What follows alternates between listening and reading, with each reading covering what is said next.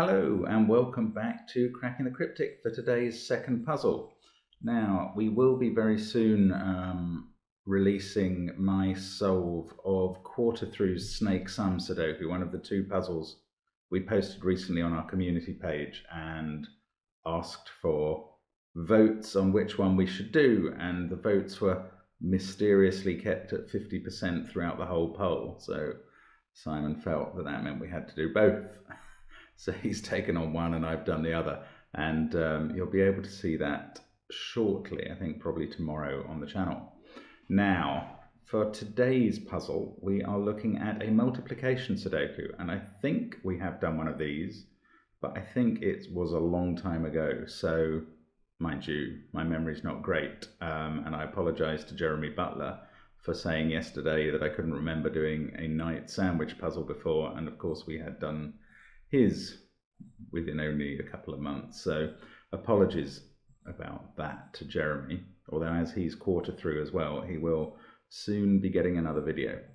Now, this multiplication Sudoku, the rules are very simple, normal Sudoku rules, and the grey areas are all individual multiplications with the factors up here, and on the top row, something times something gives a two-digit number in the bottom row. So for instance, where could we put 8 times 4 equals 32? Somewhere like, no, somewhere here. 8 times 4 equals 32. Or down here, 4 times 8 maybe equals 32. So lots of possibilities for those sums. And let's see how we get on with fitting them in. Do have a go on the link below the video before watching my solve, but I'm going to have a go now. So let's get cracking. And one of the things that's worth remembering with these puzzles is there are certain digits that really struggle to get involved in the sums, by which I mean, well, I'm thinking of 5 particularly. Now, if you're multiplying anything by 5, you are going to get a number ending in either 5 or 0, things you learn on Cracking the Cryptic, eh? But in this puzzle, it's quite difficult to fit anything like that in.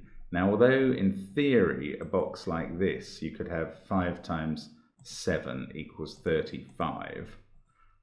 So therefore, the 5 would be in different boxes. In a box, in a sum that's entirely contained within a box, it's clearly impossible. And no zeros in Sudoku, as we know.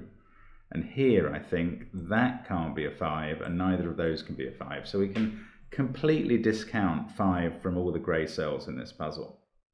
And that allows us to put a 5 into box 3, because those two are ruled out by that 5. The only non-grey cell left is there. Does that narrow down what this can contain? 5, 6 and 8 are already gone, so let's just go from the top. 9, 7 is 63. 9 times 4 is 36. That's not possible, although it's theoretically. But that has a 6. 9 times 3 is 27. That clearly is possible.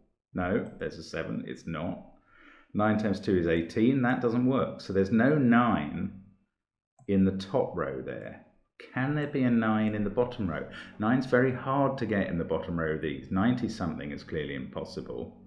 And all of 19, 29, 39, even 49, which would require 2 7s in the top row, 59, they're all impossible. 9 can never be in the bottom rows of these. In fact, there, that means 9's in one of those cells in row 2.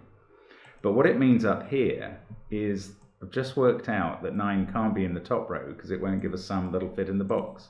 So 9 must be in the bottom row of that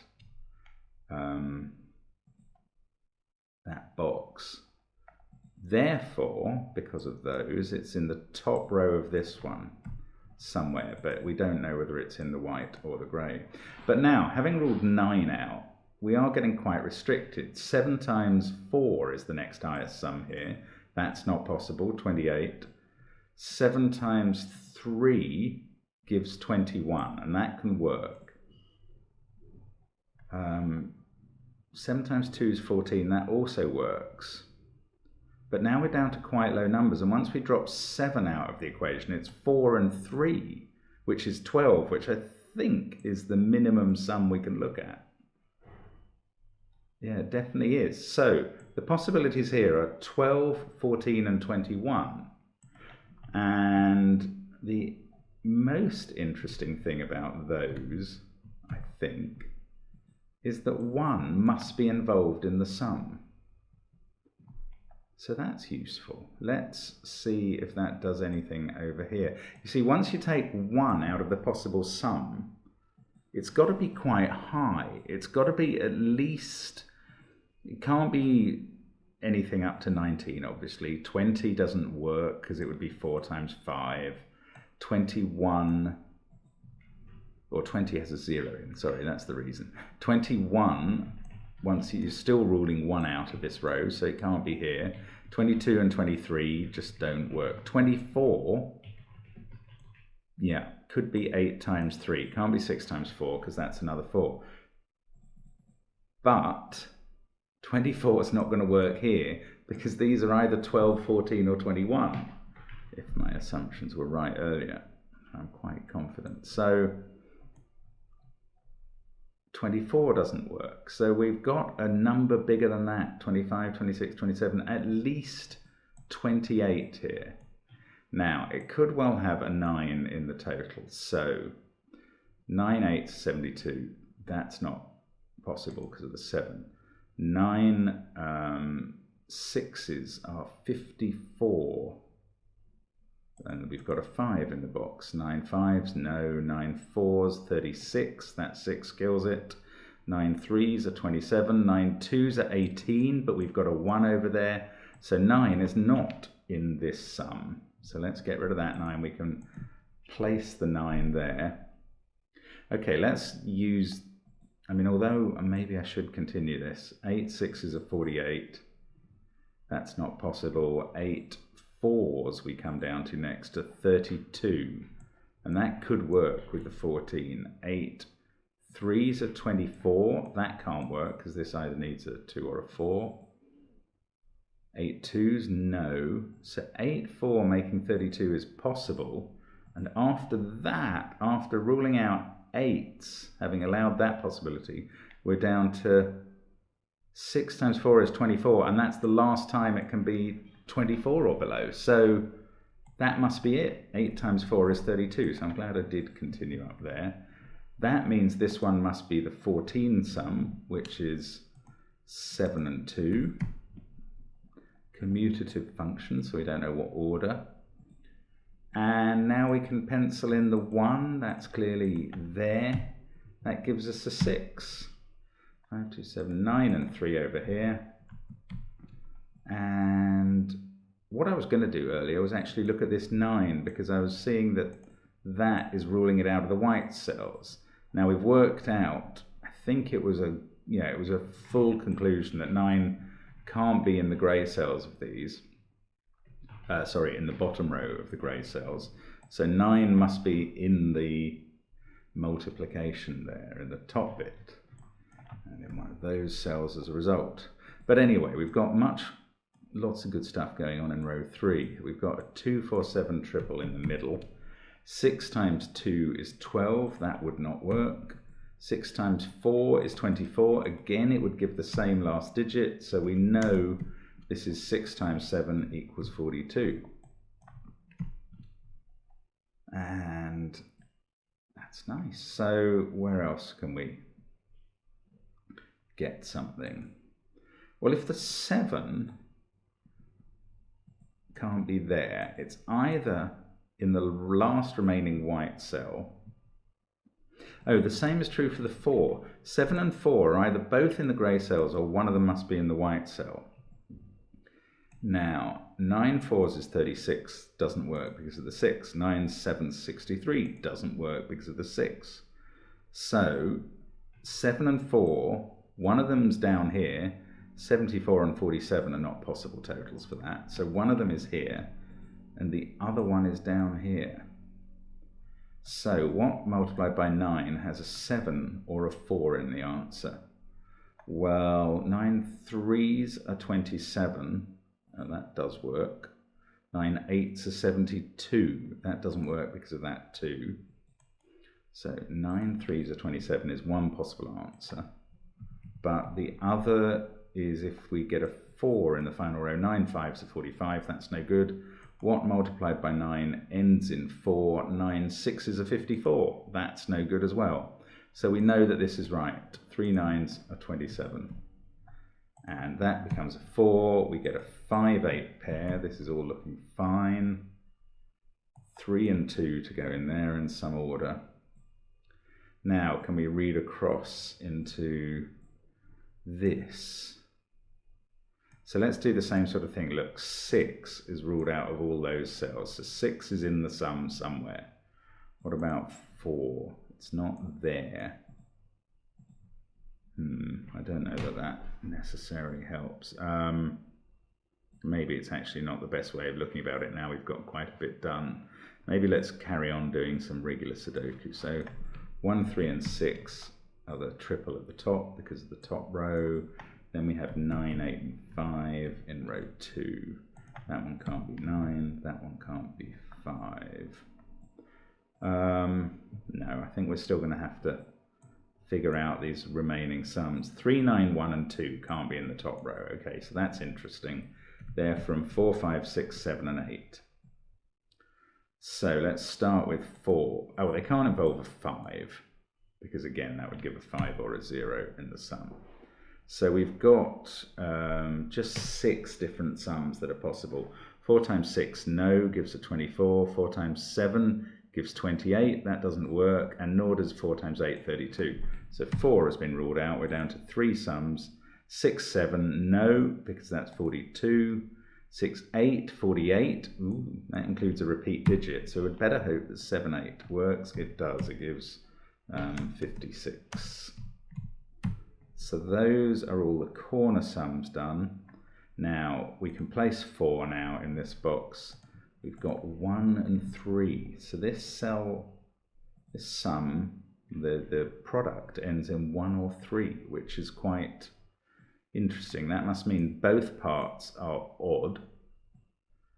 They can't involve a 1 in the top row, or you would never get a 2-digit number. And they clearly don't involve a 5. So they are from 3, 7, and 9. This first one can't be a 9. So which of these are going to work? 3 times 7 is 21. Looks good. 3 9s, no. And 7 9s are 63. No, doesn't work. So it is 3 times 7 is 21. That's the last sum. We've used effectively now all the grey cells. And the rest is regular Sudoku. So 8 is a naked single there. 5 and 7.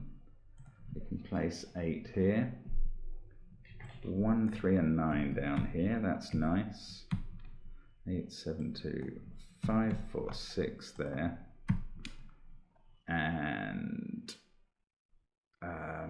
yeah, that 4 has sorted out the 8 4 pair, and the 3 up there has sorted out the 9 3. What about these pairs? Yes, 8 sorts out the 7 8. That fixes the 2 7. The 3 fixes the 9 3, and they are all coming. And in fact, that fixes this 7 3 sum.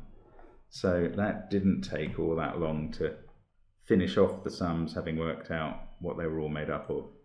3 4 and 6 there. 1 2 and 5 here. 1 9 and 8 here. I can fill them in thanks to the 9s and 8s in the rows already. 6 down here. 5 and 7 there. Now let's see what this does for the middle box. Yes, 8 we can place now because of the 8s in rows 4 and 5. This could be 6 or 7 at the moment. Oh no, it can't be 7. Scanning down as well. 7 must in fact be there. We've got a 1 4 pair, and now that's 7. Let's fix the boxes 4 5 and 6. 3 and 5 go there. That must be 4. 1 and 2 to place. 2 and 1. I can see this 1 4 pair. 3 2. So that's boxes 4 and 6 at least. And now looking up and down from box 5, that's now a 9. that's 5, that's 8. 4, 5 and 6, these must be doable. Yeah, 5's over here, and we can do 4 and 6 based on the 6 we have. That lets us fix the middle box, and finally 3 there, 1 on the left, 6 on the right, and a 1, 3, 9 triple to finish. So there we go. I mean, that's a neat puzzle. You need to know a bit of maths. There may be slightly more logical ways of doing it than my slightly cumbersome, perhaps, running through the multiplications in my head. Luckily, I've known my times tables for a while. But thanks very much to Akash Dulani, who sent it in. And of course, Akash's book, which we have mentioned before, is out now. And I'm certainly going to provide a link to World of Sudoku Volume 1 in the description field. Akash is a very good setter of puzzles, and therefore the book has to be worth it, I would say. So do look into that. Do subscribe if you haven't already, and have a look at our Patreon site, and especially the Discord site. Lots of content to come soon on Patreon especially. And I hope to see you soon again on Cracking the Cryptic. Thank you very much for watching, and bye for now.